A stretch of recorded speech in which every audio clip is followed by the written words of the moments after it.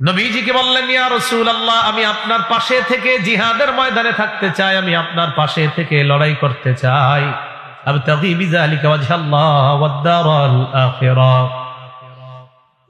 ইকু দিবেন না, ইকু সামান্য দিবেন না। আমি আপনার পাশে থেকে লড়াই করতে চাই, জিহাদের ময়দানে আপনার আশেপাশে থেকে লড়াই করতে চাই।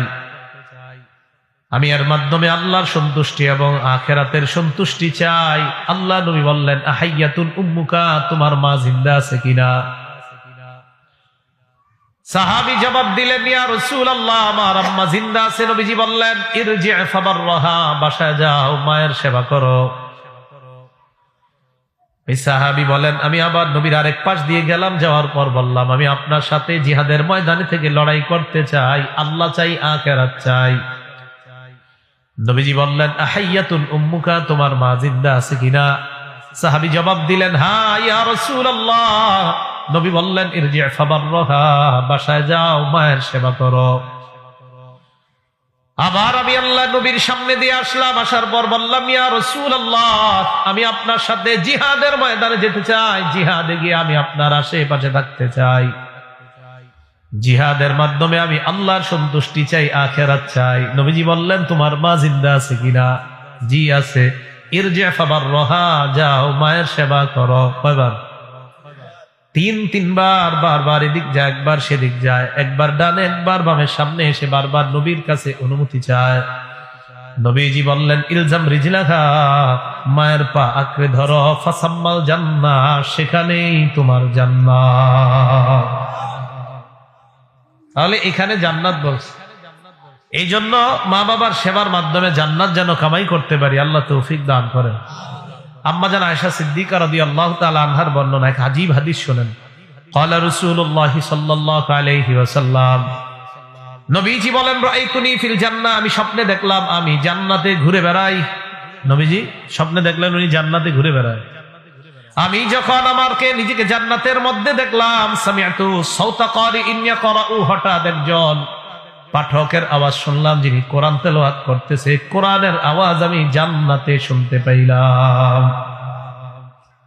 ফেরেশতাদেরকে প্রশ্ন করলাম, মান হাযা, এই ব্যক্তিকে, যার কোরআনের আওয়াজ আমি জান্নাতের মধ্যে শুনতে পাই? ফেরেশতারা জবাব দেয়, হারিসা ইবনুন নু'মান। এই ব্যক্তির নাম হলো হারিসা ইবনুন নু'মান। কি নাম? হারিসা। নবীজি আম্মা জান আয়েশাকে বলেন, আয়েশা, কাযালিকাল বিররু, কাযালিকাল বিররু, মা বাবার সেবা করার ব্যাপারটা এমন, মা বাবার সেবা করার ব্যাপারটা এমন। ওয়া কানা আবাররান নাসি বিউম্মিহি, এই হারিসা দুনিয়ার মানুষের মধ্যে মায়ের সবচাইতে বেশি সেবা করত। আজকে মায়ের সেবা করার কারণে জান্নাতের মধ্যে আল্লাহ তার কোরআনের আওয়াজ আমার কানে পৌঁছায় দেয়। মায়ের সেবা করত। নবীজি বলেন, আমি জান্নাতে গিয়ে তার কোরআনের আওয়াজ শুনতে পাইলাম। মায়ের সেবার করার কারণে একজন ব্যক্তিকে আল্লাহ জান্নাতে কোরআন পড়ার ব্যবস্থা করে দিলেন। তো নবীজি বলেন যে মা বাবার সেবার কারণে ও এত বড় নিয়ামতটা অর্জন করছে। আল্লাহ আমাদের সকলকে পিতা মাতার সেবা করার তৌফিক দান করেন। বলছিলাম বড় বড় অপরাধ কয়টা? 9টা। 1 নাম্বার আল্লাহর সাথে শিরিক করা। এই 9টা অপরাধের মধ্যে আরেকটা হলো মা বাবার চোখ দিয়ে পানি আনা। মা বাবার চোখ দিয়ে পানি আনা, আপনি এমন ব্যবহার করছেন তাদের চোখ দিয়ে পানি আনছে। এই জন্য মা বাবার সাথে নাফরমানি না করা। 3 নাম্বার ওয়া কতলু নাসামা, নর হত্যা করা, মানুষ হত্যা করা। কোন মানুষকে হত্যা করার কল্পনাও করা যাবে না। বলেন, মানুষ হত্যা করার কি করা যাবে না? কল্পনাও করা যাবে না। ক্বালা রাসূলুল্লাহ সাল্লাল্লাহু আলাইহি ওয়াসাল্লাম, বুখারীর 3335 নম্বর হাদিসের বর্ণনা। নবীজি বলেন, লা তুকতালু নাফসুন যুলমা ইল্লা কানা আলা ইবনি আদম আল আউয়াল কিফলুম মিন দামিহা। দুনিয়ার মধ্যে যত হত্যাকাণ্ড অন্যায়ভাবে ঘটবে, প্রত্যেকটা হত্যাকাণ্ডের রক্তের একটা, গুনাহের একটা অংশ আদম নবীর প্রথম সন্তানের কবরের মধ্যে পৌঁছে যায়। লিআন্নাহু আউয়ালু মান সান্নাল কতলা, কারণ আদম নবীর প্রথম সন্তান কাবিল দুনিয়াতে সর্বপ্রথম হত্যার প্রচলন ঘটিয়েছে। এই জন্য যত হত্যাকাণ্ড হবে, প্রত্যেকটা হত্যাকাণ্ডের গুনাহের একটা অংশ কাবিলের কবরের মধ্যে চলে যায়। এই হাদিস দ্বারা কি বোঝা যায়? যারা আপনারা গুনাহের দরজা খোলেন, ঘরে টেলিভিশন কিনে দিচ্ছেন, গুনাহ কয়জনের না মাথায় নেবেন? হ্যাঁ, কাবিল গুনাহের দরজা খোলার কারণে যত গুনাহ করবে কাবিলের কবরে যদি যায়, তো আপনি না টেলিভিশন কিনে দিচ্ছেন, আপনার আব্বা আম্মা বউ ছেলে মেয়েদেরকে গুনাহের দরজা খুলে দিচ্ছেন, কয়জনের না মাথায় নেবেন? আর যে ব্যক্তি আরো বড় পর্দার ব্যবস্থা করে দিছে, এটার গুনাহের বোঝার মাথা কয়জনে নিবে?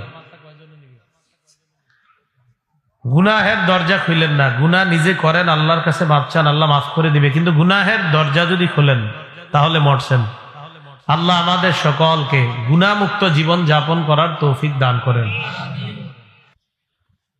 সূরা নিসার ৭৯ নম্বর আয়াতে আল্লাহ বলেন, মা আসাবাকা মিন হাসানাতিন ফামিনাল্লাহ ওয়া মা আসাবাকা মিন সাইয়্যাতিন ফামিন নাফসিক। তোমার জীবনে যত কল্যাণ আসে সব আল্লাহর পক্ষ থেকে আসে, আর তোমার জীবনে যত বালা মুসিবত আসে সব তোমার নিজের কামাই। তাহলে আয়াত থেকে বুঝলাম বিপদ আসার কারণ আমরা আমাদের কৃতকর্মের কারণে বিপদ আসে। বড় বড় অনেক কবিরা গুনাহ আমরা করে ফেলি, এই কবিরা গুনাহগুলোর কারণে আমাদের উপর বিপদ আসে। আল আদাবুল মুফরাদ কিতাবের নাম ৮ নম্বর হাদিসের বর্ণনা।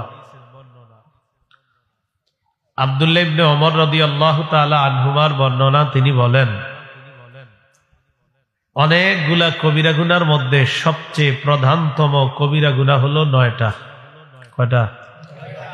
অনেকগুলা আছে, কবিরা গুনার অনেক প্রকার আছে,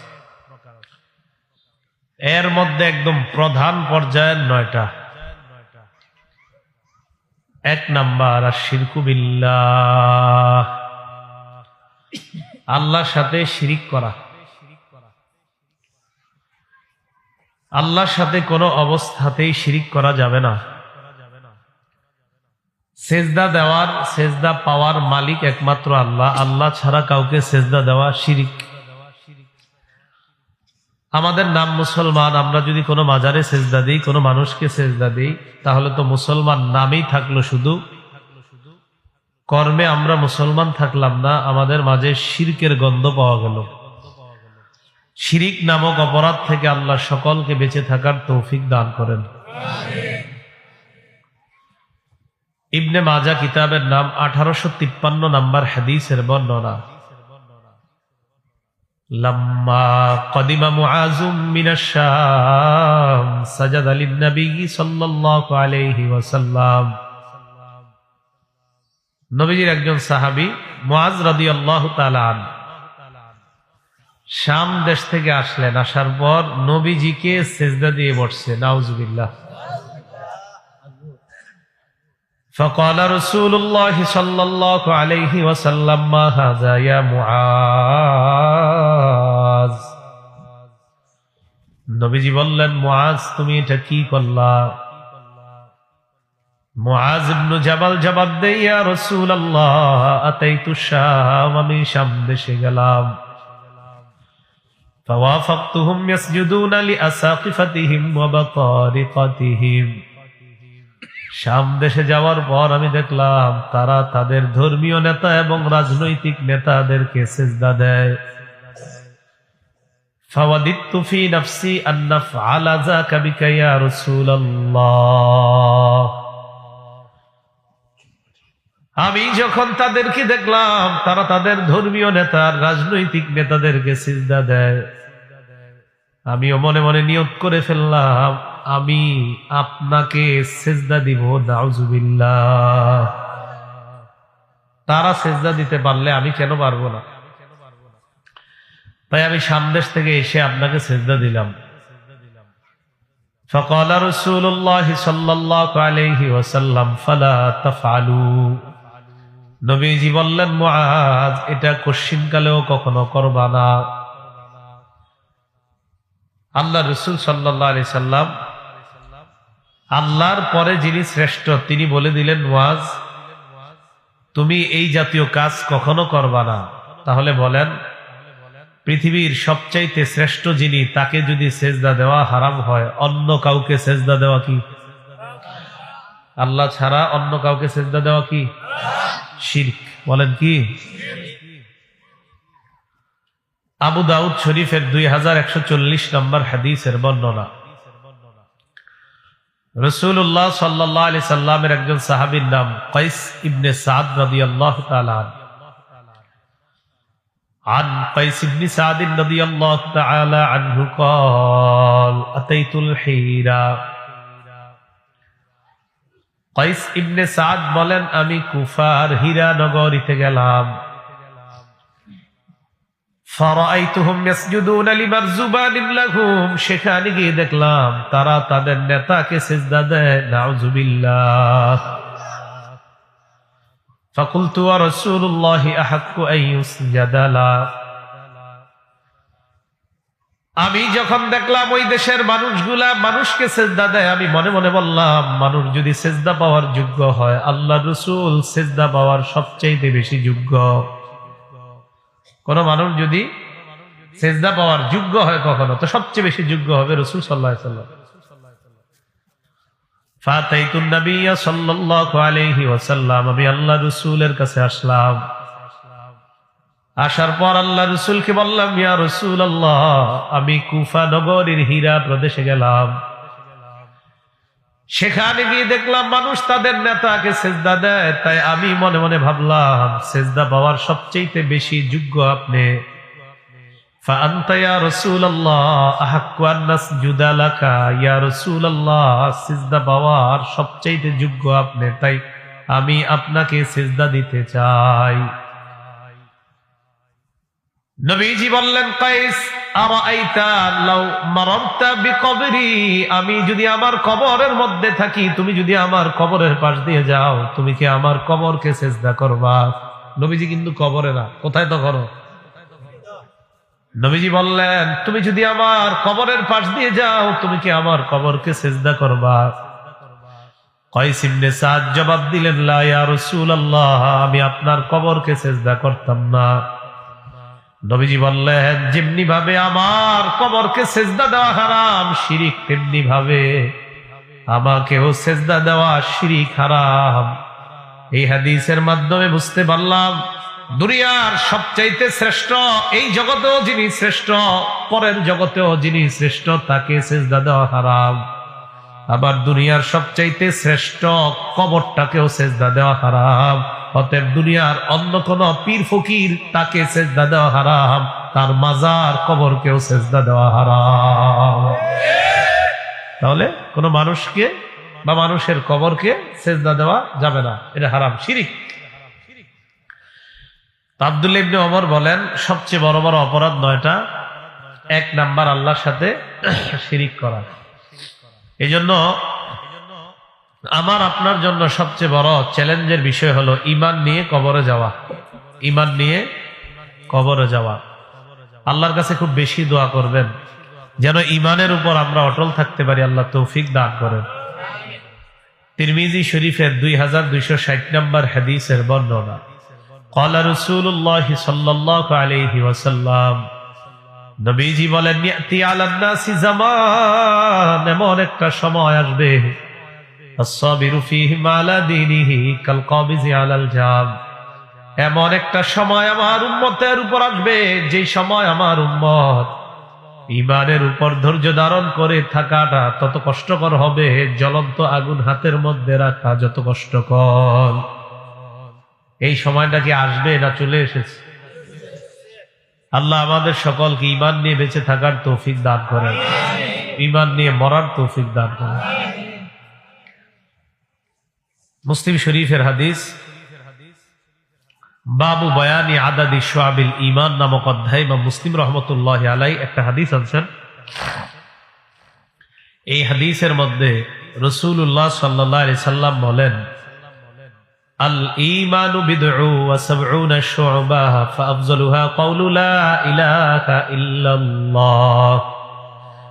নবীজি বলেন, ঈমানের 70টি শাখা, সবচাইতে শ্রেষ্ঠ শাখা হলো লা ইলাহা ইল্লাল্লাহ। বলেন তো ঈমানের সবচেয়ে শ্রেষ্ঠ শাখার নাম কি?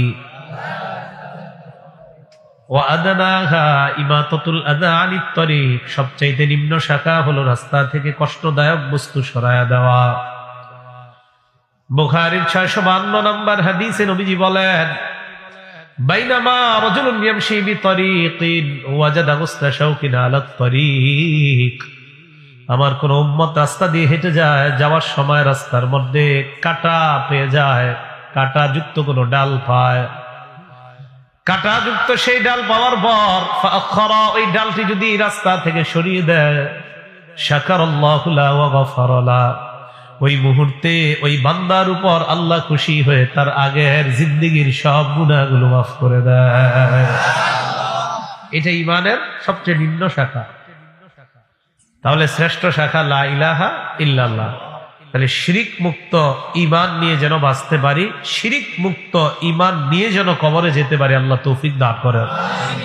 সূরা আনআমের 82 নম্বর আয়াতে আল্লাহ বলেন, আল্লাযীনা আমানু ওয়া লাম ইয়ালবিসু ঈমানাহুম বিযুলমিন উলাইকা লাহুমুল আমনু ওয়া হুম মুহতাদুন। আল্লাহ বলেন, যারা ঈমান এনেছে এবং ঈমানের সাথে শিরিককে মিশ্রিত করে নাই, যারা ঈমান এনেছে, ঈমানের সাথে যারা শিরিককে মিশ্রিত করে নাই, আল্লাহ বলেন উলাইকা লাহুমুল আমনু, আমি আল্লাহ ঘোষণা করলাম তাদের জন্য নিরাপত্তা, ওয়া হুম মুহতাদুন, আল্লাহ তাদেরকে হেদায়েত প্রাপ্ত বান্দা বলে ঘোষণা করলেন। ঈমানের সাথে যারা শিরিক মিশাবে না, আল্লাহ বলেন তাদের জন্য নিরাপত্তা, তারাই হেদায়েত প্রাপ্ত। শিরিক মুক্ত ঈমান নিয়ে বাঁচার, শিরিক মুক্ত ঈমান নিয়ে মরার তৌফিক দান করেন। রাসূলুল্লাহ সাল্লাল্লাহু আলাইহি সাল্লাম একটা হাদিস মুসনাদে আহমদের 1 নম্বর খণ্ডে এসেছেন, ক্বালা রাসূলুল্লাহ সাল্লাল্লাহু আলাইহি ওয়াসাল্লাম, নবীজি বলেন, মান ক্বাবিলা মিন্নি আল কালিমাতাল্লাতী ওয়াদাতুহা আলা আম্মি, নবীজি বলেন ওই কালিমা যে গ্রহণ করেছে, আল কালিমাতাল্লাতী আরাসতুহা আলা আম্মি, যে কালিমাটা আমি আমার চাচা আবু তালেবের সামনে পেশ করেছিলাম, চাচা এই কালিমাটা আপনি গ্রহণ করে নেন।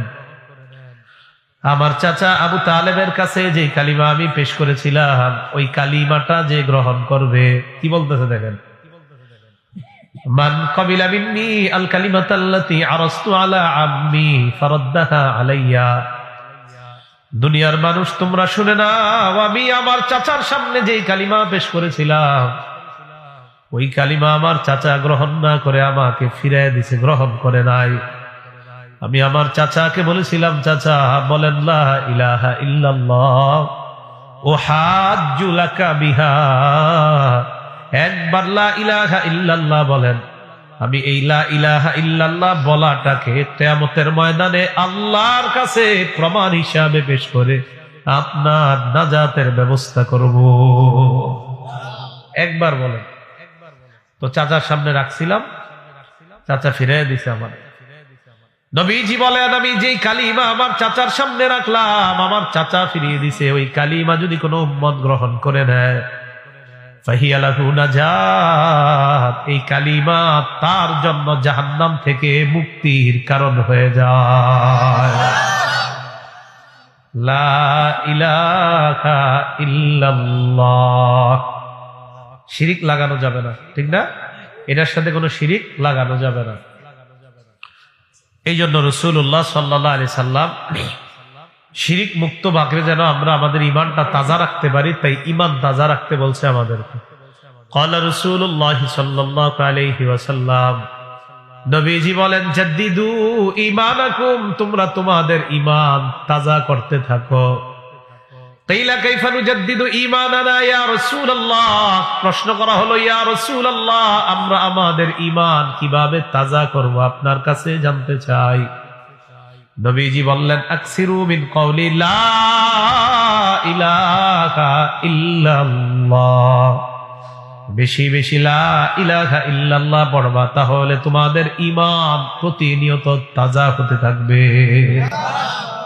ক্বালা রাসূলুল্লাহ সাল্লাল্লাহু আলাইহি ওয়াসাল্লাম, বুখারীর বর্ণনা, নবীজি বলেন আফজালুজ যিকরি লা ইলাহা ইল্লাল্লাহ ওয়া আফজালুদ দুআই আলহামদুলিল্লাহ।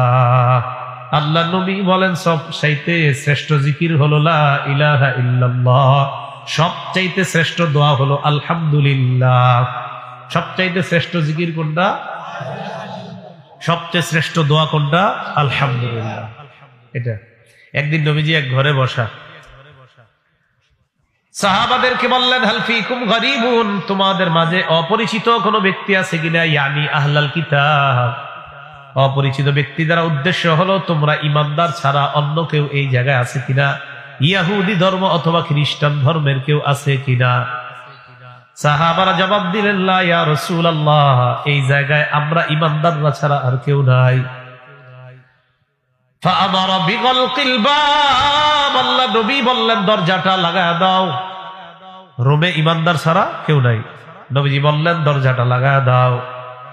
সাহাবারা বলেন দরজা লাগাইলাম। দরজা লাগিয়ে দেওয়ার পর রাসূলুল্লাহ সাল্লাল্লাহু আলাইহি ওয়াসাল্লাম বললেন ইরফাউ আইদিকুম, তোমরা তোমাদের হাতগুলা উঠাও। একটু সুন্নত পালন করি, উঠান তো।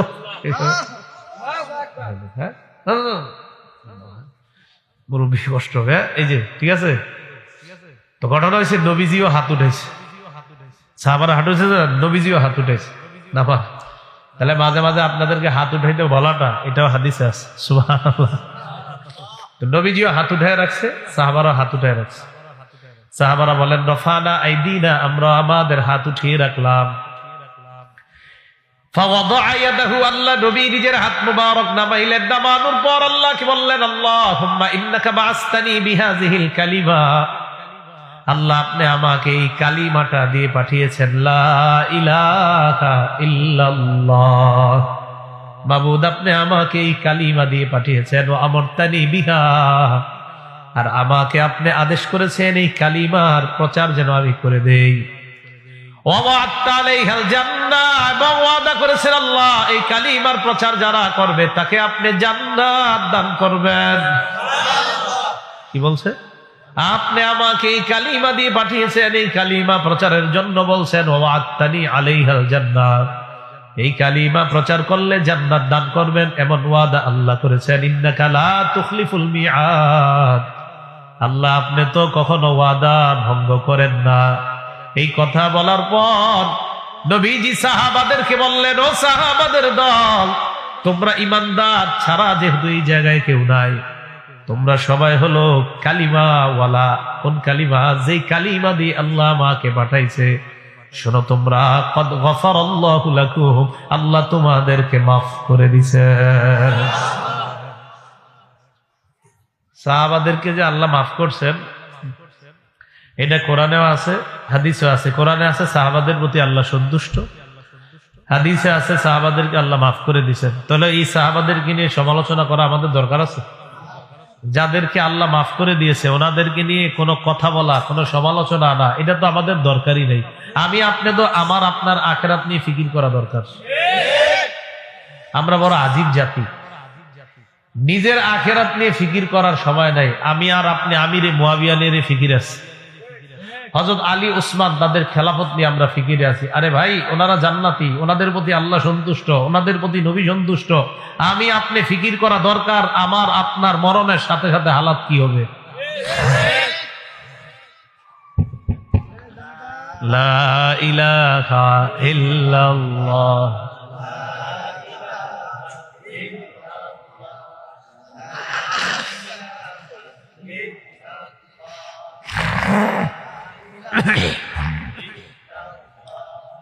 লা ইলাহা ইল্লাল্লাহ।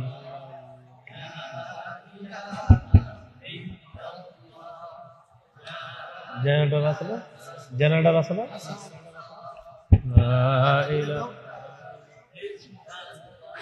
লা ইলাহা ইল্লাল্লাহ, লা ইলাহা ইল্লাল্লাহ,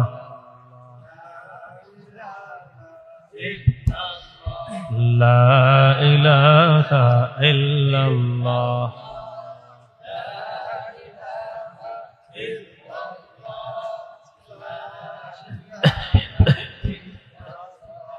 লা ইলাহা ইল্লাল্লাহু মুহাম্মাদুর রাসূলুল্লাহ সাল্লাল্লাহু আলাইহি ওয়াসাল্লাম। 9টা বড় অপরাধের একটা হলো শিরিক করা। তাহলে শিরিক করা যাবে না, শিরিক করলে ঈমান নষ্ট হয়ে যাবে, ঈমান মজবুত রাখতে হবে, ঈমান নিয়ে কবরে যেতে হবে। এগুলো 1 নাম্বার অপরাধ। 2 নাম্বার, ওয়ালা তাউক্কান্না ওয়ালিদাইকা ওয়া ইন আমারাকা আন তাখরুজা মিন আহলিকা ওয়া মালিকা। 2 নাম্বার বড় অপরাধ। অন্য বর্ণনায় আসছে তুমি তোমার মা বাবার নাফরমানি করবা না। তোমার মা বাবা যদি তোমাকে ঘর থেকে বের করে দেয়, সম্পদ থেকে বের করে দেয়।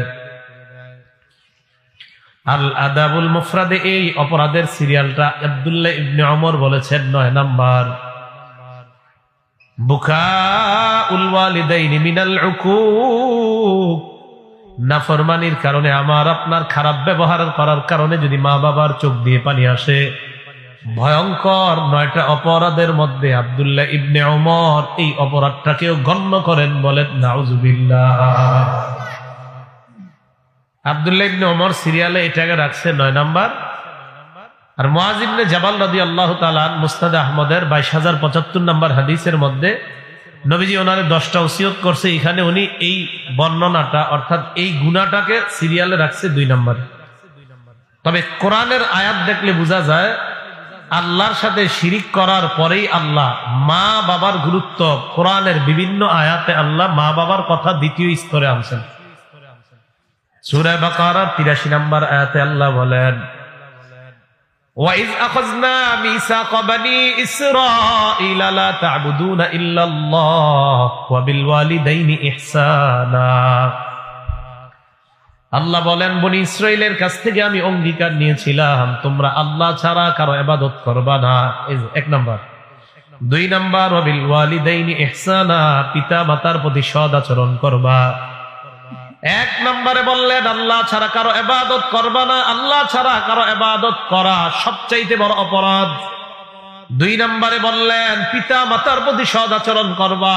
পিতা মাতার প্রতি অসৎ আচরণ করা এটা 2 নাম্বার সবচাইতে বড় অপরাধ। কোরআনের আয়াত দ্বারা বোঝা যায়। সূরা বনি ইসরাঈলের 23 নম্বর আয়াতে আল্লাহ বলেন, وَقَضَى رَبُّكَ أَلَّا تَعْبُدُوا إِلَّا إِيَّاهُ وَبِالْوَالِدَيْنِ إِحْسَانًا। আপনার রব ফয়সালা করেছেন আল্লাহ ছাড়া কারো ইবাদত করবা না এবং পিতা মাতার প্রতি সৎ আচরণ করবা। তাহলে 1 নাম্বার আল্লাহর সাথে শিরিক করা এটা বড় অপরাধ। আর বড় অপরাধের মধ্যে আরেকটা বড় অপরাধ মা বাবার সাথে নাফরমানি করা। আল্লাহ আমাদের সকলকে পিতা মাতার প্রতি অসৎ আচরণ করা থেকে আমাদেরকে বেঁচে থাকার তৌফিক দান করেন।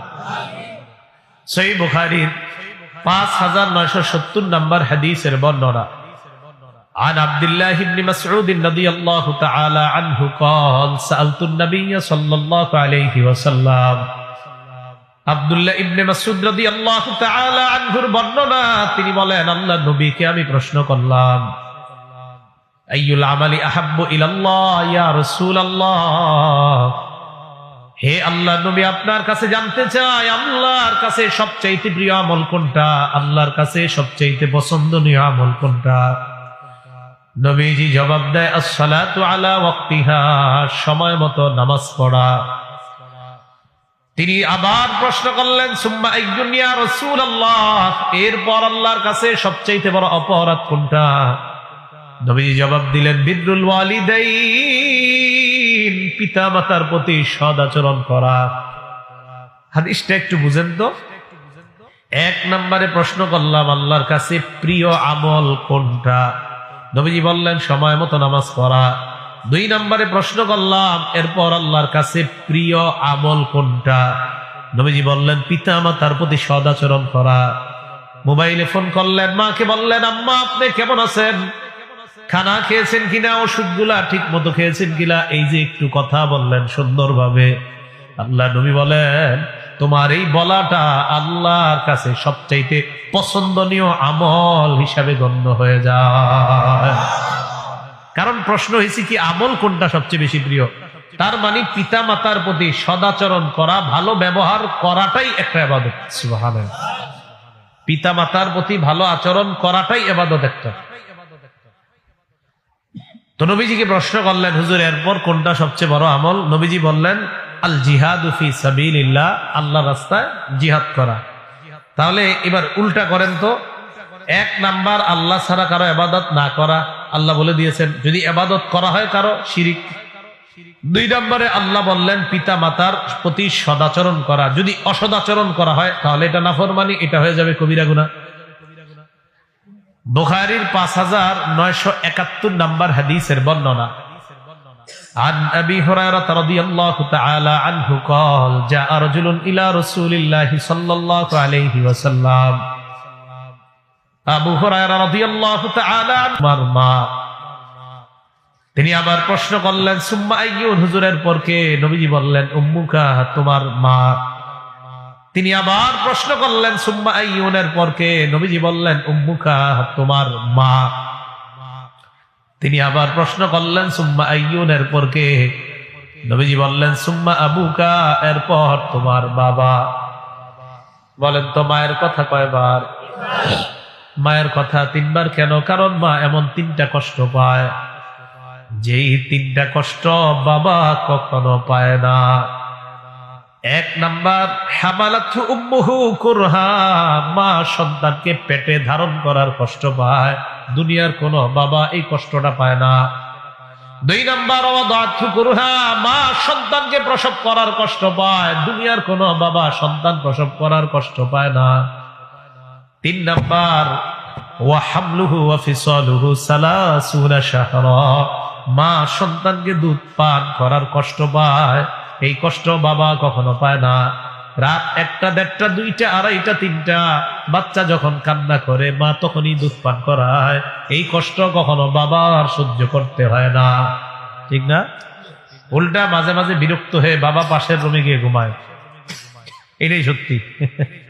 মানে এতবার কান্না করলে ঘুম ভেঙে যায়।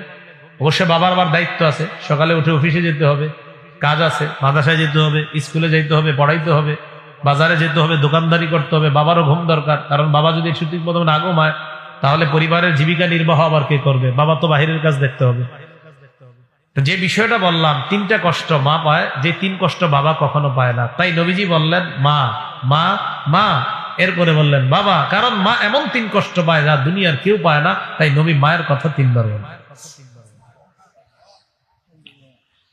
সহিহ বুখারীর বর্ণনা, 5972 নম্বর হাদিসের বর্ণনা, عن عبد الله بن عمرو رضي الله تعالى عنه قال قال رجل للنبي صلى الله عليه وسلم, এক ব্যক্তি আল্লাহ রাসূলকে প্রশ্ন করলেন, ইয়া রাসূলুল্লাহ উজাহিদু, আমি জিহাদের ময়দানে যাইতে চাই, আপনার অনুমতি চাই, আমি জিহাদে যাব। নবীজি বললেন, ইরজি, বাসায় যাও। কোথায় যাও? বাসায় যাও। আলাকা আবাওয়া, তোমার পিতা মাতা জিন্দা আছেনি? ওই ব্যক্তি জবাব দিলেন, জি হুজুর, আমার পিতা মাতা জীবিত আছে। নবীজি বললেন, ফাফিহিমা ফাজাহিদ, যাও পিতা মাতার সেবা করার মাধ্যমে জিহাদ করো। তুমি যদি পিতা মাতার সেবা করো, জিহাদের সওয়াব আল্লাহ তোমাকে দিয়ে দিবেন। বুখারীর বর্ণনা, 5973 নম্বর হাদিসের বর্ণনা, عن عبد الله بن عمرو رضي الله تعالى عنهما قال قال رسول الله صلى الله عليه وسلم, নবীজি বলেন, লা ইয়ালআনুর রাজুলু ওয়ালিদাই, কোন সন্তান যেন তার পিতা মাতাকে অভিশাপ না দেয়। সাহাবারা বললেন, ইয়া রাসূলুল্লাহ কাইফা ইয়ালআনুর রাজুলু ওয়ালিদাই, একজন সন্তান পিতা মাতাকে অভিশাপ কিভাবে দেয় আপনার কাছে জানতে চাই। নবীজি বললেন, ইয়াসুব্বুর রাজুলু আবার রাজুল ফায়াসুব্বু আবাহু ওয়া ইয়াসুব্বু উম্মা, কোন ব্যক্তি তার পিতাকে গালি দেয়, উল্টা ওই ব্যক্তি তোমার পিতাকে গালি দেয়, তুমি আরেকজনের মাকে গালি দিলা, উল্টা তোমার মাকে গালি দিলা। এই যে তুমি আরেকজনকে গালি দিয়ে তোমার মাকে গালি শোনাইলা, আরেকজনকে গালি দিয়ে তোমার বাবাকে গালি শোনাইলা, এটাই হলো তুমি তোমার মা বাবাকে অভিশাপ দেওয়া। কি বুঝলাম? কারো মা বাপরে গালি দিয়েন না। যদি গালি দেন, পাল্টা আপনার বাবারে গালি দিবে, আপনার মাকে গালি দিবে। যদি আপনি কাউকে গালি দেন, পাল্টা যদি আপনার বাবাকে গালি দেয়, আপনার মাকে গালি দেয়, তো এই গালি আপনি ব্যবস্থা, শোনানোর ব্যবস্থা আপনিই করছেন, ঠিক না? আমি আপনার আব্বারে গালি দিলাম, আপনি জবাবে আমার একটা গালি দিলেন, তাহলে আমার বাপের গালি কে খাওয়াইলো? আমি খাওয়াইলাম। নবীজি কয়, কোন সন্তান তার বাবারে গালি খাওয়ানো, কোন সন্তান তার মাকে গালি খাওয়ানো মানে ওই মা বাবাকে ওই সন্তান অভিশাপ দেওয়া। নাউজুবিল্লাহ। আবু দাউদ শরীফের হাদিস 1532 নম্বর 82 নম্বর হাদিসের বর্ণনা। এই হাদিসের মধ্যে আসছে, এক ব্যক্তি নবীজি সাল্লাল্লাহু আলাইহি সাল্লামের কাছে আসছে, আসার পর কয়, ইন্নী কুনতু আরাদতুল হিজরাতা মাকা ইয়া রাসূলুল্লাহ, হুজুর আমি আপনার সাথে হিজরত করে মদিনায় যেতে চাই। আমি মদিনায় গিয়ে আপনার চেহারা মুবারক দেখবো, আমি আপনার সাথে থাকতে চাই, তাই আমি আপনার সাথে হিজরত করে মদিনায় যেতে চাই। ইয়া রাসূলুল্লাহ তারাকতু আবাওয়াইয়া ইয়াবকিয়ান, বাসা থেকে আমি আপনার কাছে যখন আসছি আমি দেখলাম আমার আব্বা আম্মা কান্না করতেছে, আমি বাবা মাকে কান্নারত অবস্থায় রেখে আসলাম। নবীজি বললেন, হিজরতের চিন্তা পরে করো, আগে বাসায় যাও, যাওয়ার পর আদহিকহুমা কামা আবকাইতাহুমা, মা বাবারে যেইভাবে কান্না করিয়েছো তাড়াতাড়ি গিয়ে তাদেরকে হাসিয়ে দাও। বাড়িতে যাও, মা বাবাকে যেইভাবে কান্না করিয়েছো বাড়িতে যাও, গিয়ে তাদেরকে হাসানোর ব্যবস্থা করো। এই হাদিস দ্বারা বোঝা গেল রাসূল সাল্লাল্লাহু আলাইহি সাল্লাম বুঝাইতে চায় পিতা মাতার কত গুরুত্ব একজন সন্তানের কাছে। আমরা যারা সন্তান আছি, মা বাবার গুরুত্ব আমরা যেন সর্বক্ষেত্রে তাদের সেবা করার ক্ষেত্রে সামান্যতম নাফরমানি যেন আমাদের দ্বারা না হয়। যদি হয়ে যায় এটা হবে কবিরা গুনাহ, আমার গজব আসার কারণ হবে। আর গজব যখন আসবে বুঝতে হবে আমি নিজের হাতেই নিজের গজব কামাই করলাম। আপনারা এলাকার মানুষ কি করেন? গাছে প্রথম পেয়ারা হয়, গাছে প্রথম পেঁপে ধরে, প্রথম আম ধরে, নারিকেল ধরে, এইগুলা নিয়ে কি করেন? দৌড় দেন। কোথায়? অমুক পীর সাহেবরে দিব, অমুক খানকায় দিব, অথবা অমুক হুজুরে দিব, আমগো মসজিদের ইমাম সাহেবরে দিব। তো আপনার সাথে রাস্তায় আমার দেখা, কেউ কোথায় যান? হুজুর প্রথম পেঁপে নিয়ে ইমাম সাহেবরে দিতে যাইতেছে। আপনার আব্বা আম্মা আছে? নিজে আছে। আব্বার বয়স কত? 70।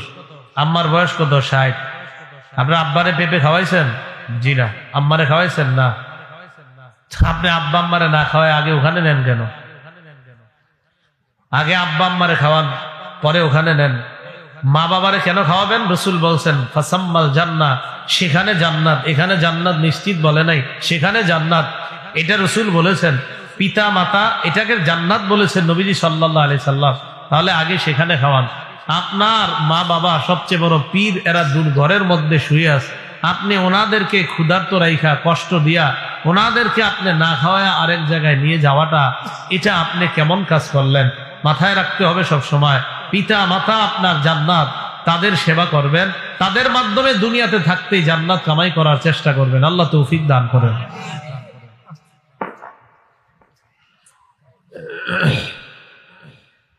তো যাই হোক, রাসূলুল্লাহ সাল্লাল্লাহু আলাইহি সাল্লামের একজন সাহাবী মুআবিয়া ইবনে জাহিমা রাদিয়াল্লাহু তাআলা, তিনি নবীজি সাল্লাল্লাহু আলাইহি সাল্লামের কাছে আসলেন। আসার পর বললেন, ইয়া রাসূলুল্লাহ ইন্নী কুনতু আরাদতুল জিহাদা মাকা ইয়া রাসূলুল্লাহ।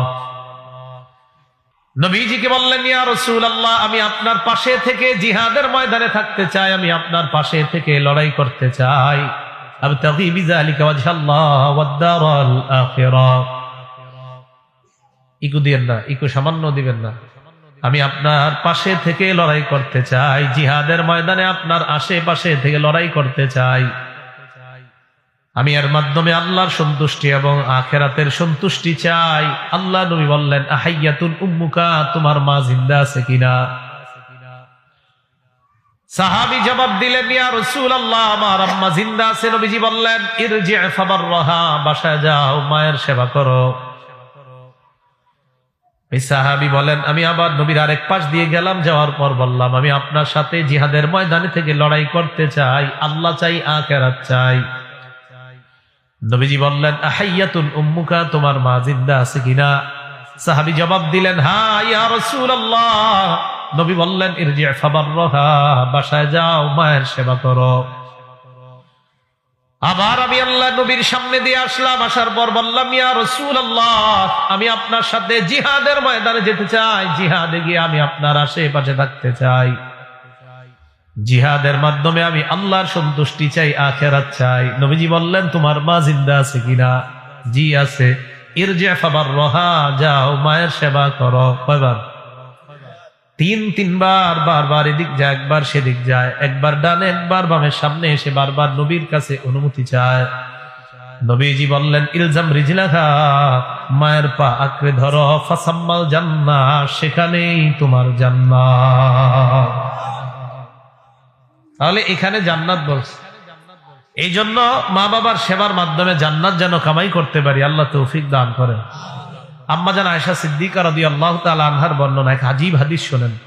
ক্বালা রাসূলুল্লাহ সাল্লাল্লাহু আলাইহি ওয়াসাল্লাম, নবীজি বলেন, রাআইতুনি ফিল জান্নাহ, আমি স্বপ্নে দেখলাম আমি জান্নাতে ঘুরে বেড়াই। নবীজি স্বপ্নে দেখলেন উনি জান্নাতে ঘুরে বেড়ায়।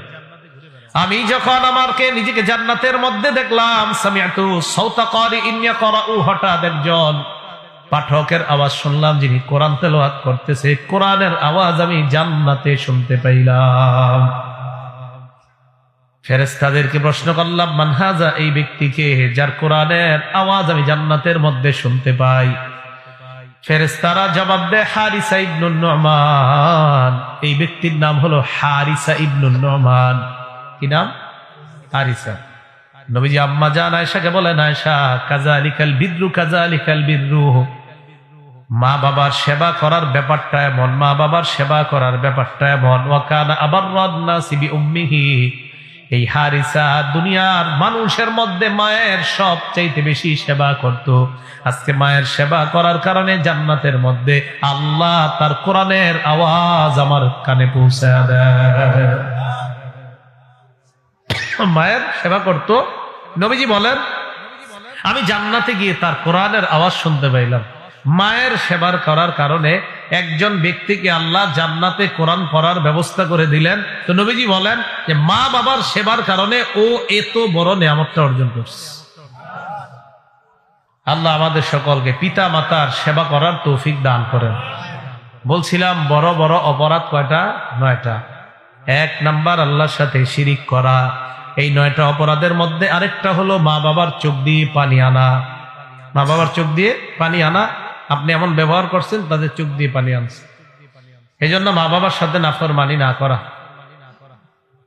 3 নাম্বার ওয়া কতলু নাসামা, নর হত্যা করা, মানুষ হত্যা করা। কোন মানুষকে হত্যা করার কল্পনাও করা যাবে না। বলেন, মানুষ হত্যা করার কি করা যাবে না? কল্পনাও করা যাবে না। ক্বালা রাসূলুল্লাহ সাল্লাল্লাহু আলাইহি ওয়াসাল্লাম, বুখারীর 3335 নম্বর হাদিসের বর্ণনা। নবীজি বলেন, লা তুকতালু নাফসুন যুলমা ইল্লা কানা আলা ইবনি আদম আল আউয়াল কিফলুম মিন দামিহা। দুনিয়ার মধ্যে যত হত্যাকাণ্ড অন্যায়ভাবে ঘটবে, প্রত্যেকটা হত্যাকাণ্ডের রক্তের একটা, গুনাহের একটা অংশ আদম নবীর প্রথম সন্তানের কবরের মধ্যে পৌঁছে যায়। লিআন্নাহু আউয়ালু মান সান্নাল কতলা, কারণ আদম নবীর প্রথম সন্তান কাবিল দুনিয়াতে সর্বপ্রথম হত্যার প্রচলন ঘটিয়েছে। এই জন্য যত হত্যাকাণ্ড হবে, প্রত্যেকটা হত্যাকাণ্ডের গুনাহের একটা অংশ কাবিলের কবরের মধ্যে চলে যায়। এই হাদিস দ্বারা কি বোঝা যায়? যারা আপনারা গুনাহের দরজা খোলেন, ঘরে টেলিভিশন কিনে দিচ্ছেন, গুনাহ কয়জনেরটা মাথায় নেবেন? হ্যাঁ, কাবিল গুনাহের দরজা খোলার কারণে যত গুনাহ করবে কাবিলের কবরে যদি যায়, তো আপনি না টেলিভিশন কিনে দিচ্ছেন, আপনার আব্বা আম্মা বউ ছেলে মেয়েদেরকে গুনাহের দরজা খুলে দিচ্ছেন, কয়জনেরটা মাথায় নেবেন? আর যে ব্যক্তি আরো বড় পর্দার ব্যবস্থা করে দিছে, এটার গুনাহের বোঝার মাথা কয়জনে নিবে? গুনাহের দরজা খুলেন না, গুনাহ নিজে করেন, আল্লাহর কাছে মাফ চান, আল্লাহ মাফ করে দিবে। কিন্তু গুনাহের দরজা যদি খোলেন তাহলে মরছেন। আল্লাহ আমাদের সকলকে গুনাহমুক্ত জীবন যাপন করার তৌফিক দান করেন। একটা চড়ুই পাখিকেও অন্যায়ভাবে হত্যা করবেন না। নাসাই শরীফের 4446 নম্বর হাদিসের বর্ণনা। ক্বালা রাসূলুল্লাহ সাল্লাল্লাহু আলাইহি ওয়াসাল্লাম, নবীজি বলেন, মান কাতালা উসফুরান আবাসা, কোন মানুষ যদি অনর্থক একটা চড়ুই পাখিকে হত্যা করে, আজ্জা ইলাল্লাহি ইয়াউমাল কিয়ামা, কিয়ামতের ময়দানে ওই চড়ুই পাখি আল্লাহর কাছে মামলা দায়ের করবে আর বলবে, ইয়া রাব্বি ইন্না ফুলানান কাতালানি আবাসা, মাবুদ ওকে আমাকে অনর্থক হত্যা করছে, আমি তোমার কাছে এই হত্যাকাণ্ডের বিচার চাই। গুলেল দিয়ে একটা চড়ুই পাখি আপনি মেরে ফেললেন, মনে রাখবেন আপনি যদি বালেগ অবস্থায় এই গুলেল দিয়া চড়ুই পাখিকে হত্যা করেন, কিয়ামতের ময়দানে চড়ুই পাখি আপনার বিরুদ্ধে মামলা দায়ের করবে। তাহলে কোন মানুষকে হত্যা করা যাবে না, অনর্থক কোন প্রাণীকে হত্যা করা যাবে না। 4 নাম্বার অকসফুল মুহসানাত, সতী সাদী নারীর উপর মিথ্যা অপবাদ দেওয়া যাবে না। 5 নাম্বার আকলুর রিবা, সুদ খাওয়া যাবে না। কি সুদ খাওয়া? এটা বড় অপরাধ, ভয়ঙ্কর অপরাধ। 6 নাম্বার আকলু মালিল ইয়াতীম, এতিমের সম্পদ অন্যায়ভাবে ভক্ষণ করা, এটাও সবচেয়ে বড় অপরাধের একটা। আপনার ভাই মারা গেছে, আপনার ভাতিজা ভাতিজি আছে, আপনি টেনশনে আছেন কিভাবে কলমের খোঁচা দিয়ে ভাইয়ের সম্পত্তিটা নিজের নামে করে নিবেন, এই চিন্তায় আপনি সারাদিন থাকেন। ক্বালা রাসূলুল্লাহ সাল্লাল্লাহু আলাইহি ওয়াসাল্লাম, নবীজি বলেন, মান ইকতাতা শিবরাম মিনাল আরদি যুলমা, কোন ব্যক্তি যদি অন্য কোন ব্যক্তির 1 বিঘত পরিমাণ সম্পদ লুণ্ঠন করে, বলেন কয় বিঘত? 1 বিঘত পরিমাণ সম্পদ, আরেকজনের সম্পদ আপনি যদি আপনার নিজের নামে করে নেন, মাত্র 1 বিঘত, তাওয়াকাহুল্লাহু ইয়্যাহা ইয়াউমাল কিয়ামা মিন 7 আরদিনা, কিয়ামতের ময়দানে তার গলার মধ্যে আল্লাহ 7 স্তরের জমিন ঝুলায় দিবেন। কয় স্তরের জমিন ঝুলায় দিবেন? 7 স্তরের জমিন আল্লাহ তার গলার মধ্যে ঝুলিয়ে দিবেন। তখন এতিমের সম্পদ যদি আপনি অন্যায়ভাবে নেন, এতিমের সম্পদ যদি আপনি পেটে ঢুকান, এটা আপনি পেটের মধ্যে আগুন ঢুকাইলেন। আল্লাহ বলেন, ইন্নাল্লাযীনা ইয়াকুলুনা আমওয়ালাল ইয়াতামা যুলমা ইন্নামা ইয়াকুলুনা ফী বুতুনিহিম নারা, যারা এতিমের সম্পদ অন্যায়ভাবে পেটের মধ্যে ঢুকায়, আল্লাহ বলেন তারা পেটের মধ্যে আগুন ঢুকায়, ওয়া সায়াসলাউনা সাঈরা, মরণের পর তারা প্রজ্বলিত আগুনের মধ্যে প্রবেশ করবে। নাউযুবিল্লাহ। তাহলে অপরাধ নাম্বার 6 হলো এতিমের সম্পদ ভক্ষণ করা। 7 নাম্বার ওয়া ইলহাদুন ফিল মসজিদ, মসজিদের মধ্যে বিদ্রোহ করা। মসজিদে কি করা? মসজিদের মধ্যে বিদ্রোহ করা। 8 নাম্বার আল্লাযী ইস্তাসখিরু, ধর্ম নিয়ে উপহাস করা। তাহলে 7 নাম্বার মসজিদে ধর্মদ্রোহী কাজ করা। 8 নাম্বার মসজিদের মধ্যে, শুধু মসজিদের মধ্যে না, মসজিদে এবং মসজিদের বাহিরে ধর্ম নিয়ে উপহাস করা। তাহলে 1 নাম্বার আল্লাহর সাথে শিরিক করা। 2 নাম্বার বলেছিলাম মা বাবার সাথে নাফরমানি করা, পিতা মাতার সাথে নাফরমানি করা, মানে তাদের চোখ দিয়ে পানি আনা। 3 নাম্বার কসফুল মুহসানাত, সতী সাদী নারীর উপর মিথ্যা অপবাদ দেওয়া। 4 নাম্বার অন্যায়ভাবে কাউকে হত্যা করা। 5 নাম্বার সুদ খাওয়া। 6 নাম্বার এতিমের সম্পদ অন্যায়ভাবে ভক্ষণ করা। 7 নাম্বার মসজিদের মধ্যে ধর্মদ্রোহী কাজ করা। 8 নাম্বার ধর্ম নিয়ে উপহাস করা। এ হলো কয়টা বলেন তো? 8টা। তো কিছু কিছু জায়গায় আছে আপনার 9 নাম্বার, আরেকটা হলো জাদু করা। বলেন কি করা? জাদু, সিহর। কোন একটা মেয়েরে আপনি বিয়ে করতে পারেন নাই, বিয়ে না করতে পারার কারণে এই মেয়ের পুরা গোষ্ঠীটারে আপনি শেষ করে দেন কুফরি কালাম জাদু কইরা। এটা অন্যায়। এই সিহর করা যাবে না, জাদু করা যাবে না। এক মেয়ের পছন্দ হয়েছে আর আপনার কাছে বিয়ে দেয় নাই, বা আপনি পছন্দ করতেন মেয়েটারে বিয়ে করতে পারেন নাই। তো সাধারণত আমাদের সমাজে অনেকেই কাজটা করে। কি করে? একটা সুন্দরী মেয়ে হয়তো তার প্রেম করছে, হয়তো বা কিছু একটা হয়েছে আর কি, যাই হোক, এরপরে আর বিয়ে করতে পারে নাই, না কইরা এখন কুফরি কালাম কইরা এই মেয়ের জিন্দিগি, মেয়ের স্বামীর জিন্দিগি, যেই জায়গায় বিয়ে হয়েছে এদেরকেও মা বাবার জীবনটা জাদুর মাধ্যমে, কুফরি কালামের মাধ্যমে নষ্ট করে দিচ্ছে। সমাজে, এই সমাজে আছে কিনা জানি না, বাকি আমাদের দেশে অনেক আছে এরকম। আল্লাহ আমাদের সকলকে এই অপরাধগুলা থেকে বেঁচে থাকার তৌফিক দান করেন। মুআজ ইবনে জাবাল রাদিয়াল্লাহু তাআলা আনহুকে নবীজি 10টা উপদেশ দিয়েছেন। বলেন কয়টা? যে কথাটা মুসনাদে আহমদের 22,075 নাম্বার হাদিসের মধ্যে নবীজি বলেছেন। মুআজ ইবনে জাবাল বলেন, আওসানি রাসূলুল্লাহ সাল্লাল্লাহু আলাইহি ওয়াসাল্লাম, নবীজি আমাকে ওসিয়ত করেছেন বিআশির কালিমাত, 10টা বিষয় উপদেশ দিয়েছেন। 1 নাম্বার, লা তুশরিক বিল্লাহি শাইআ ওয়া ইন কুতিলতা ওয়া হুররিকতা। অনুবাদটা শুনেন, তোমাকে যদি জ্বালিয়ে দেওয়া হয়, তোমাকে যদি পুড়িয়ে দেওয়া হয়, তোমাকে যদি হত্যা করা হয়, এরপরেও তুমি আল্লাহর সাথে শিরিক করবা না। আগের বর্ণনায় শুধু শিরিকের কথা জানলাম, এই বর্ণনায় জানলাম আমাকে যদি জ্বালিয়ে দেওয়া হয়, পুড়িয়ে দেওয়া হয়, হত্যা করা হয়, এরপরেও আল্লাহর সাথে শিরিক করা যাবে না। 2 নাম্বার, ওয়ালা তাউক্কান্না ওয়ালিদাইক ওয়া ইন আমারাকা আন তাখরুজা মিন আহলিকা ওয়া মালিক।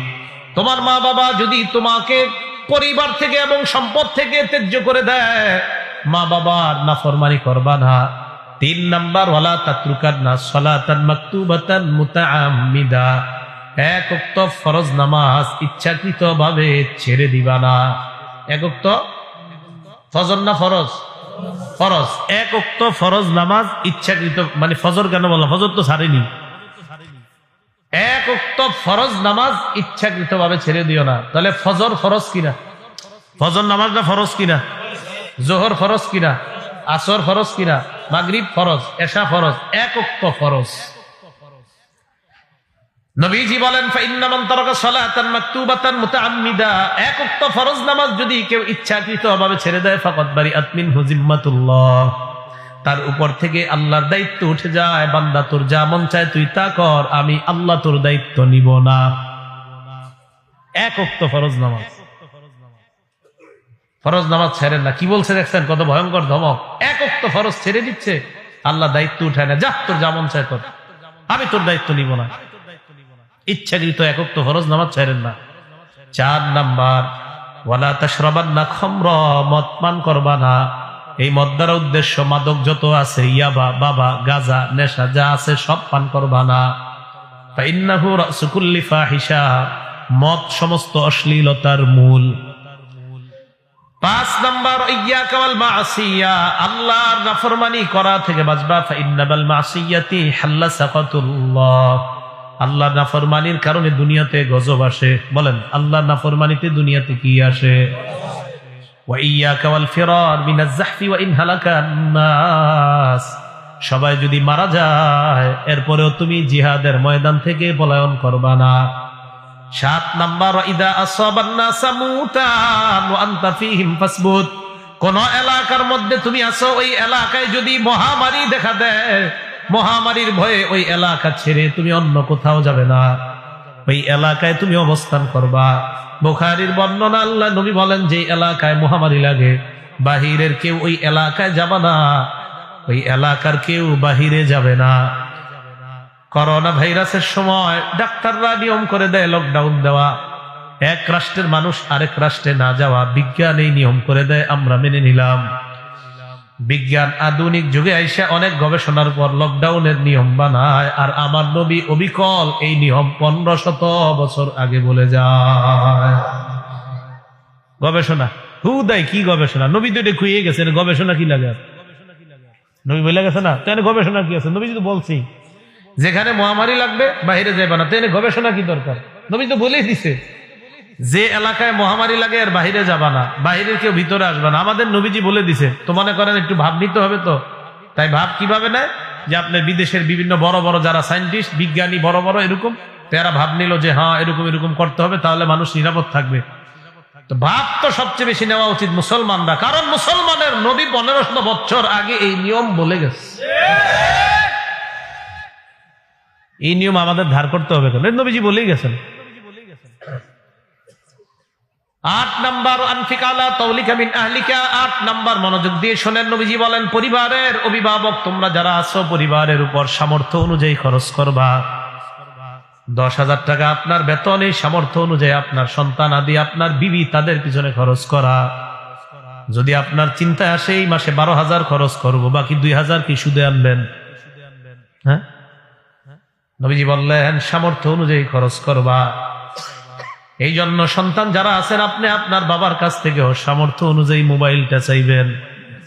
বেটার বেতন 10,000, মোবাইল চাইছে 25,000 টাকা দাম, বাকি 15,000 উনি কোত্থেকে আনবেন? 9 নাম্বার, ওয়ালা তারফা আনহুম আসাকা আদাবা, পরিবারের উপর থেকে শাসনের লাঠি উঠায় নিবা না। শাসনের লাঠি কাকে বলা হয়? মা বোনরা যারা আছে তাদের মধ্যে যেন স্বামীর ব্যাপারে এই অনুভূতি তৈরি হয়, আমার স্বামী আমাকে হালাল কাজে কখনো বাধা দিবে না, তবে হারাম কাজ করলে আমার স্বামী আমাকে সামান্যতম ছাড় দিবে না। এটা হলো শাসনের লাঠি। সন্তান যারা আছে, ছেলে মেয়ে যারা আছে, ফজরের নামাজের সময় যেন কম্বলের নিচে থাকা ছেলে মেয়েদের মধ্যে এই অনুভূতি থাকে, সাবধান, ফজর নামাজ যদি না পড়ি, যতই শীত হোক, ফজরের নামাজের পর আম্মার কাছ থেকে নাস্তাও পাওয়া যাবে না, আব্বার লাঠি থেকেও বাঁচা যাবে না। এটা হলো শাসনের লাঠি। ওয়ালা তারফানহুম আসাকা আদাবা, নবীজি বলেন পরিবারের উপর থেকে শাসনের লাঠি উঠায় নিবা না। 10 নাম্বার, আখিফুম ফিল্লাহি আযজা ওয়াজাল, পরিবারকে সদা সর্বদা আল্লাহর ভয় দেখাও। পরিবারকে সদা সর্বদা আল্লাহর ভয় দেখাও। তাহলে বলেন তো, মা বাবার সাথে নাফরমানির কাজটা আমাদের সমাজে হচ্ছে কিনা? আমাদেরই বাংলাদেশে মুসলমান নাম পরিচয় অনেক মুসলমানরা শিরিকে লিপ্ত আছে কিনা? আমাদের দেশে অনেক মুসলমান, নাগরপুর আছে কিনা জানি না, অনেক মুসলমানরা ইচ্ছাকৃত নামাজ ছেড়ে দেয়, আছে না এরকম? এদিকে হয়তো নাই, আচ্ছা থাকলে দইছি। তো যাই হোক, ইচ্ছাকৃত ভাবে নামাজ ছেড়ে দেওয়ার অপরাধ গুলা আমাদের মাঝে হচ্ছে। রাসূল সাল্লাল্লাহু আলাইহি সাল্লাম বললেন, যখন তোমাদের মাঝে অপরাধ প্রবণতা বেড়ে যাবে, তখন একের পর এক গজব আসতে থাকবে, একের পর এক গজব আসতে থাকবে। কেমন? ক্বালা রাসূলুল্লাহি সাল্লাল্লাহু আলাইহি ওয়াসাল্লাম, নবীজি বলেন, ইন্না বাইনা ইয়াদাইস সাআতি ফিতানান কাকিতাইল লাইলিল মুসলিম, অন্ধকার রাতের টুকরার মতো একের পর এক গজব তোমাদের সামনে আসতে থাকবে। ইউসবিহুর রাজুলু ফিহা মুমিনা, কোন মানুষকে তোমরা সকালবেলা মনে করবা লোকটা ঈমানদার, ওয়া ইউমসি কাফিরা, এই লোকটাই বিকালবেলা বেঈমান হয়ে যাবে, তোমাদের জানাও নাই। নবীজি বলেন, সকালবেলা কোন ব্যক্তি ঈমানদার থাকবে, বিকালবেলা বেঈমান হয়ে যাবে। ওয়া ইউমসি মুমিনা ইউসবিহু কাফিরা, বিকালবেলা দেখবা একটা লোক ঈমানদার, সকালবেলা লোকটা বেঈমান হয়ে যাবে। কেন? এমন এমন কথা বলবে যে কথার কারণে তার ঈমান থাকবে না। যেমন আপনি বললেন, আলেমরা বলল নাগরপুরের যে ভাই ওই কাজগুলা কইরেন না, এটা করা হারাম, আপনি পাল্টা জবাব দিলেন, হ্যাঁ আপনারা কইলি হারাম হইব। কি বললেন আপনারা? অথচ এটা হারাম। হারাম রে যদি বলেন আপনারা কইলি হারাম হবো না, এটা হারাম না। হারাম রে যদি হারাম না বলেন, শেষ গেছে। আপনারা বললে হারাম হবে মানে হারাম, এটা হুজুর ওলামায়ে কেরাম বললেন ভাই সুদ খাওয়া হারাম, এত হারাম হারাম করেন না তো, আমরা কি কম বুঝি? হারাম, শেষ গেছে। রাসূল সাল্লাল্লাহু আলাইহি সাল্লাম বলেন, সকালবেলা ঈমানদার থাকবে, বিকালবেলা বেঈমান হয়ে যাবে। আমাদের সমাজে কি হুজুররা যখন খুতবার দিন, বিশেষ করে সুদের ওয়াজ করে যেদিন ওলামায়ে কেরাম, এরপরে কিছু লোক আছে এলাকার, আপনি কি আর ওয়াজ খুঁজে পান না? এটা ছাড়া আসেনি যে সুদের ওয়াজ ছাড়া কি হুজুর আর খুঁজে পান না? মানে হ্যাঁ বল, আপনি পাল্টা বইলা দিবেন, আপনি কি সুদটা ছাড়তে পারেন না? আলেমরা যদি এগুলা বলে সুদ ছাড়া ওয়াজ পান না, আপনি বলবেন আপনি সুদ ছাড়া দিলে তো আর ওয়াজই লাগে না। এগুলা যেগুলা কয় ওগুলা সুদ খায়, শিওর সুদ খায়। তো রাসূল সাল্লাল্লাহু আলাইহি সাল্লাম বললেন, সকালে ঈমানদার থাকবে। একটা কথা সারা জীবন মনে রাখবেন, আমি আস্তে ধীরে কথাটা বলি। হালালকে সব সময় হালাল জানবেন, হারামকে হারাম হিসাবে। হইতে পারে আপনি এখন সুদি কারবারে আছেন বা কিছু হারাম করতেছেন, বাকি জানেন না আসলে এটা হারাম, এটা আমি ঠিক করতেছি না, কিন্তু এই কথা ভুলেও বললেন না, হ্যাঁ এটা কি হারাম নাকি? না, হারাম রে হারাম বললেন। আশা করা যায় যে আল্লাহ ফিরে আনবে, কিন্তু হারাম যদি হারামেই না মানেন, সর্বনাশ। ওই অবস্থায় মরণ হলে অবস্থা খারাপ। মাথায় রাখবেন, হারাম যেটা স্পষ্ট হারাম, এই হারামকে যদি আপনি হালাল বলেন, স্পষ্ট হালালকে যদি হারাম বলেন, তা আপনার ঈমান থাকবে না। আল্লাহ হালাল করছেন, এটাকে আপনি হারাম বলছেন। আল্লাহ হারাম করছেন, এটাকে আপনি হালাল বলছেন। তো যে কথাটা বলতে চাইলাম, আমাদের সমাজে কি এই যে মুখে বইলা ফেলে, হ্যাঁ খালি আপনারা এটা বললে হবে, এরকম লোক আছে কিনা? এগুলা কইরেন না। গুনাহ যারা করেন মাইলেন যে এটা গুনাহ। আবার বলছি, গুনাহ যারা করেন এটা মাইলেন, হ্যাঁ আমি গুনাহ করতেছি, আল্লাহ আমারে ফিরাও। অনেক মানুষ আছে দেখবেন নামাজ পড়ে না, কিন্তু এই বেটার ভিতরে একটা ভয় আছে যে নামাজ পড়ি না, এটা তো ঠিক করতেছি না, হুজুর পড়বো ইনশাল্লাহ, আগামীকাল থেকে ধরবো।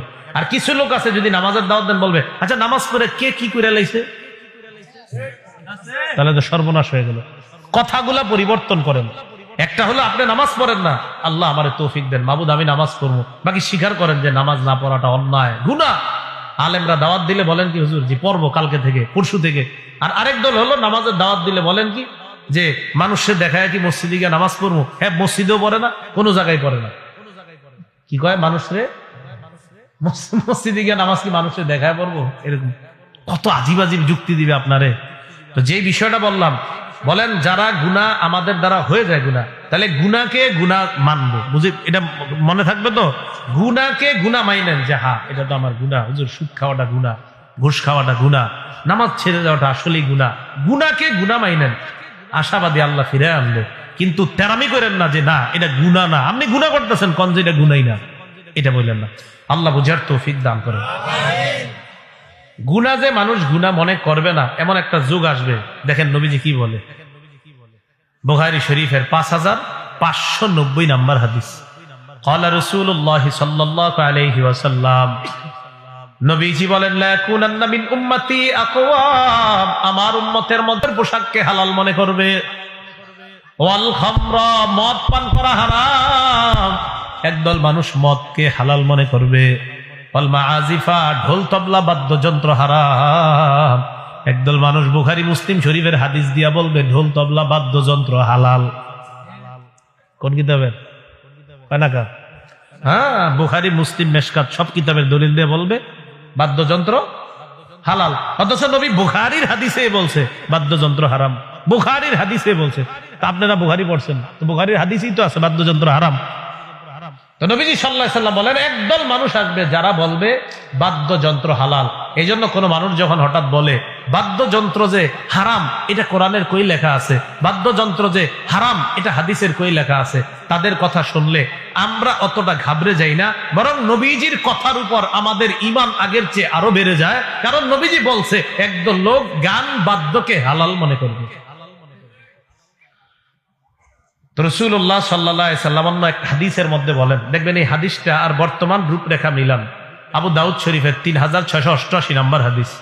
ক্বালা রাসূলুল্লাহ সাল্লাল্লাহু আলাইহি ওয়াসাল্লাম, নবীজি বলেন লা ইয়াশরাবান্না নাসুম মিন উম্মতি আল খামরা, এমন একটা সময় আসবে যেই সময় মানুষ মদ পান করবে, ইউসাম্মুনাহা বিগাইরি ইসমিহা, মদের নাম দিবে অন্য নাম, মদের নাম দিবে অন্য নাম। হারাম জিনিস এই হারামের নাম দিবে অন্য, এটার নাম হবে ডাইল। আর কি আছে? আরো ইয়াবা, বাবা, এই হারামের অন্য নাম দিবে, নেওয়ার পর এই হারাম গুলা টানবে বিয়ার। নবীজি বলেন ইউযাফু আলা রুউসিহিম বিল কাইনাতি ওয়াল মুগান্নিয়াত,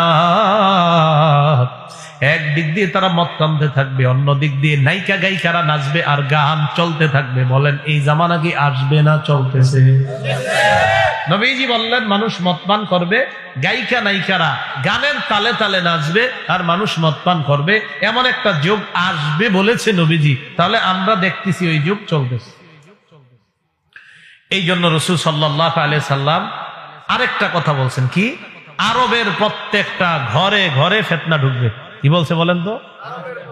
ঘরে ঘরে ফিতনা ঢুকবে। এটা নবীজি সাল্লাল্লাহু আলাইহি ওয়াসাল্লাম সহিহ বুখারী 3176 নম্বর হাদিসের বর্ণনা। ক্বালা রাসূলুল্লাহ সাল্লাল্লাহু আলাইহি ওয়াসাল্লাম, নবীজি বলেন উদুত সিত্তাম বাইনা ইয়াদাইস সাআহ, তোমরা 6টা জিনিস গণনা করবা, কিয়ামতের অতি নিকটে তোমরা 6টা জিনিস গণনা করবা। এই 6 জিনিস গণনা কইরা তোমরা বুঝবা কিয়ামত আর বেশি বাকি নাই। কয়টা? 1 নাম্বার মৌতি আমার ইন্তেকাল। বলেন নবীজির ইন্তেকাল হয়েছে না হবে? আমার ইন্তেকালটা তোমরা গুনে রাখবা। 2 নাম্বার ফাতহু বাইতুল মুকাদ্দাস, বাইতুল মুকাদ্দাসের বিজয়, সাহাবাদের আমলে বাইতুল মুকাদ্দাসের বিজয় হয়ে গেছে। 3 নাম্বার সুম্মা মুতান ইয়াখুযু ফীকুম কাকুআসিল গনাম, একের পর এক তোমাদের উপর মহামারী আসবে। যেইভাবে ছাগল পালের উপর মহামারী আসে, এমন ভাবে তোমাদের উপর একের পর এক মহামারী আসবে। করোনা, ওমিক্রন, আরো কত কিছু একের পর এক নাম জানতেছি। 4 নাম্বার নবীজি বলেন সুম্মাস্তিফাদাতুল মাল, মানুষের সম্পদ বাড়তে থাকবে। হঠাৎ এমন এমন মানুষ ধনী হয়ে যাবে আপনাদের দেখলে বিশ্বাসও হবে না, এমন মানুষ হঠাৎ ধনী হয়ে যাবে। হাত্তা ইউতা মিআতা দিনার, হাত্তা ইউতার রাজুলু মিআতা দিনার, কোন ব্যক্তিকে 100 দিনার স্বর্ণ দেওয়ার পরেও ফায়াজাল্লু সাখিত, ওই লোকের চেহারা কালো হয়ে থাকবে, না আমার আরো লাগবে। 5 নাম্বার নবীজি বলেন সুম্মা ফিতনাতুন লা ইয়াবকা বাইতুম মিনাল আরাব ইল্লা দাখালাতহু, এমন ফিতনা যে ফিতনা আরবের ঘরে ঘরে প্রবেশ করবে। ফিতনা আসবে যেই ফিতনা আরবের ঘরে ঘরে প্রবেশ করবে, আরবের ঘরে ঘরে ফিতনা প্রবেশ করবে। এরপর বলেন সুম্মা হুদনাতুন তাকুনু বাইনাকুম ওয়া বাইনা বানিল আসফার, এরপর তোমাদের মাঝে আর রোমদের মাঝে একটা চুক্তি হবে। ফায়াকদিরুনা, রোমেরা ওই চুক্তিটা ভঙ্গ করবে, তারা গাদ্দারি করবে। ফায়াতুনাকুম তাহতা সামানিনা গায়া, 80টা পতাকার নিচে তারা তোমাদের বিরুদ্ধে লড়াই করতে আসবে। তাহতা কুল্লি গায়াতিন ইসনা আশারা আলফা, প্রত্যেকটা পতাকার নিচে 12,000 সৈন্য থাকবে, তারা তোমাদের বিরুদ্ধে লড়াই করতে আসবে। আল্লাহ নবী এই 6টার মধ্যে একটা বললেন, ফিতনা আরবের ঘরে ঘরে ঢুকে যাবে। আলেমদের থেকে ব্যাখ্যা জেনে নিবেন, ওলামাদের কাছে গিয়ে জানতে চাইবেন, হুজুর আরবদের ঘরে ঘরে ফিতনা ঢুকবে না ঢুকে গেছে জানতে চাই। সব পালন হচ্ছে এখন, হেলোইন, সিনেমা, আরো যা যা, গানের কনসার্ট, গান সব হচ্ছে। নবীজি বলছেন এমন ঘর বাকি থাকবে না যে ফিতনা ঢুকবে না, ঘরে ঘরে ফিতনা ঢুকে যাবে। তো রাসূল সাল্লাল্লাহু আলাইহি সাল্লাম বললেন, তখন ওই মুহূর্তে তোমাদের কি করণীয়? নাসাই শরীফের 4191 নাম্বার হাদিসে। এবার ভালো করে এই জায়গাটা শুনেন যে এখন এই যে একের পর এক ফিতনা আসতেছে, আমার আপনার করণীয় তো আছে একটা। এই করণীয়টা কি? এই হাদিসে নবী জানায় দিয়েছে। নবীজি বলেন, একের পর এক ফিতনা যখন তোমাদের কাছে আসবে, ওই সময় তোমরা যারা ঈমানদার, তোমাদের করণীয় হলো ফালতাতিমানিয়াতুহু ওয়া হুয়া ইউমিনু বিল্লাহি ওয়াল ইয়াউমিল আখির। নবীজি বলেন, হতে পারে গজবের মধ্যে তোমার মরণ হয়ে যেতে পারে, ফিতনার মধ্যে তোমার মরণ হতে পারে। করোনায় কত আল্লাহওয়ালা ভালো মানুষরা মারা গেছে কিনা। নবীজি বলেন, এই যে গজবের সময় যদি তোমার মরণ হয়ে যায়, মরণটা যেন এমন অবস্থায় হয় তুমি আল্লাহরে বিশ্বাস করো, রাসূলকে বিশ্বাস করো, আর আখিরাত বিশ্বাস করো, এমন অবস্থায় যেন জনগণ তোমাকে কবরের মধ্যে পাঠায়। ওই অবস্থায় যখন তুমি যাইবা, নবীজি হাদিসের মধ্যে বলেন, জাহান্নাম থেকে মুক্তি যদি পেতে চাও আর জান্নাতে যদি যেতে চাও, তাহলে আল্লাহর প্রতি বিশ্বাস, রাসূলের প্রতি বিশ্বাস, আখিরাতের বিশ্বাস নিয়ে গজবের সময় যদি তুমি কবরে আসো, তাহলে তুমি নিরাপত্তা লাভ করলা। গজব আসবে চারদিক থেকে, ফিতনা আসবে, আপনি মারা যেতে পারেন। যদি আপনার বিশ্বাস থাকে আল্লাহ, রাসূল, আখিরাত। আর আল্লাহ মানে ব্যাখ্যা দিয়েছি কিন্তু প্রথমে, মানে শিরিক মুক্ত ঈমান। শিরিক মুক্ত ঈমান, একটু শিরিক করা যাবে না, এই বিশ্বাস যে শিরিক মুক্ত ঈমান, রাসূল সাল্লাল্লাহু আলাইহি সাল্লাম আল্লাহর রাসূল, এই বিশ্বাস আর আখিরাতের বিশ্বাস নিয়ে যদি যেতে পারেন, নবীজি কয় যুহজিহা আনিন নার ওয়া উদখিলাল জান্নাহ, সে জাহান্নাম থেকে দূরে থাকবে এবং তাকে জান্নাতে প্রবেশ করানো। তাহলে অপরাধ প্রবণতা আমাদের বাড়তেছে, প্রথম কথা। অপরাধের কারণে গজব আসতেছে, দ্বিতীয় কথা। তৃতীয় কথা, গজব তো আসতেই থাকবে হুজুর, তো করণীয় কি? করণীয় হলো হাজারো গজবের মাঝে ঈমান ঠিক রাখা। আবার বলছি, অপরাধ বাড়তেছে। 2, অপরাধের কারণে প্রচুর গজব আসতেছে। 3, হাজারো গজবের মাঝে ঈমান নিয়ে বেঁচে থাকা, ঈমান নিয়ে মৃত্যুবরণ করা, এটা হলো আমাদের করণীয়। আল্লাহ পাক রব্বুল আলামিন আমাদের সকলকে যে কথাগুলা শুনলাম, বললাম, শিরিক মুক্ত ঈমান নিয়ে যেন আল্লাহর কাছে যেতে পারি, আল্লাহ তৌফিক দান করেন। আমিন। ওয়া আখিরু দাওয়ানা আলহামদুলিল্লাহি রাব্বিল আলামিন। এশার নামাজের পর আলোচনা হবে ইনশাআল্লাহ। আল্লাহ আমাদের সকলকে আপনাদের সাথে যেন আবার জান্নাতে দেখা করতে পারি, আল্লাহ তৌফিক দান করেন। আমিন। ওয়া আখিরু দাওয়ানা আলহামদুলিল্লাহি রাব্বিল আলামিন।